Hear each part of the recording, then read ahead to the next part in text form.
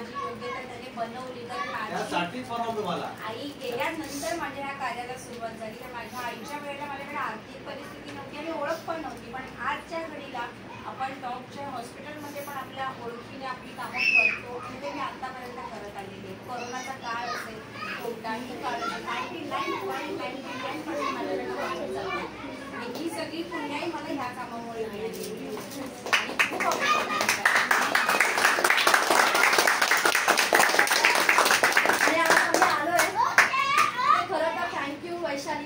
तुझ्यामुळे आम्ही आज एन्जॉय तर करतो, आपण छोट्या छोट्या पार्टी करतो, हे करतो, पण हे असं काम करणं ना, हे प्रत्येकाला नाही सुचत किंवा प्रत्येकाला ते सुचवण्यासाठी टाइम नसतो खरं बघायला गेलं तर. पण आज अशा याच्यात जास्त पार्टिसिपेट कोणी करत नाही.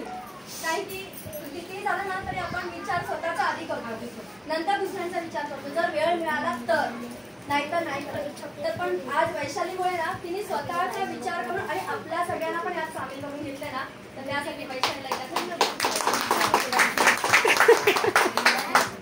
दादाला पण आणि ताईला तुमच्या सपोर्ट शिवाय हे काम कठीण होतं. थँक्यू. तुमच्यामुळे आम्हाला संधी भेटते.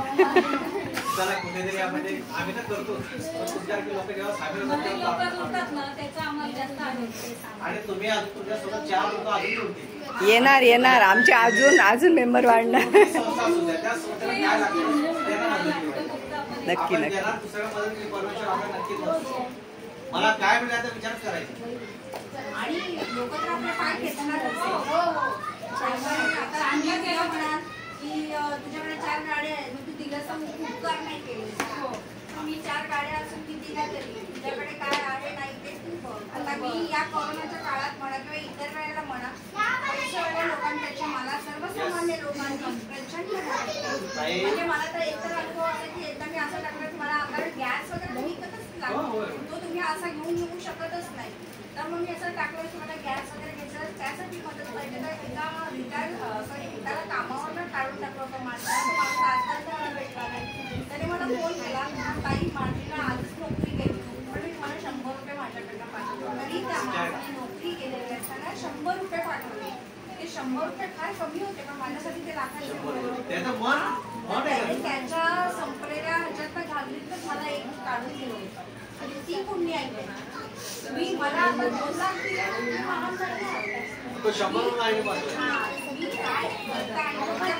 बरोबर. आपल्या आईचं नाव मोठं झालं सगळ्यांना आवडेल ना.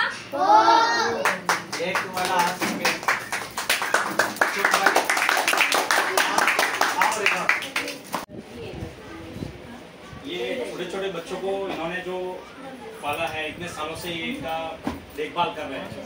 तो जैसे भगवान कृष्ण को देवकी माता ने इतने लाड प्यार से पाला था, भले ही उनको जन्म नहीं दिया, तो ये एक तरह से इनके लिए तो भगवान का रूप ही है.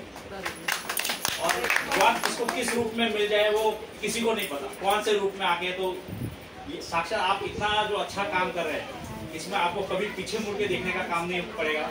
और आपको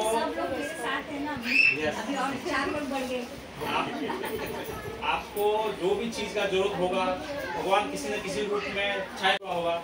और इन बच्चों का उज्जवल भविष्य के लिए जो भी गाइडेंस है या जहाँ पे भी इनको चाहिए, तो हमारे में से सब लोग अवेलेबल हैं. मैंने भी बच्चों को आज से 10-12 साल पहले 3 साल मैंने भी बच्चों को फ्री पढ़ाया था, जो कि मतलब झोपड़पट्टी में रहते थे थाने में.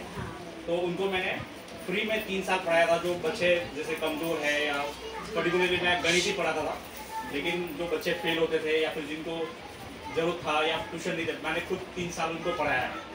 और ये मैंने 2001 में पढ़ाना शुरू किया था, लेकिन तब फिर मेरा आगे का जर्नी चालू हुआ था. वो बच्चे फिर अभी आज भी याद करते हैं फ़ोन करके कि आपने जो पढ़ाया कहाँ से कहाँ पहुँच गए. लेकिन इन बच्चों में से कोई ना कोई IAS IPS या कोई ना कोई ऐसा जगह पे जाएगा और ये उस दिन आपको याद करेंगे कि आपका सहायता से ये जहाँ पे पहुँचे हैं.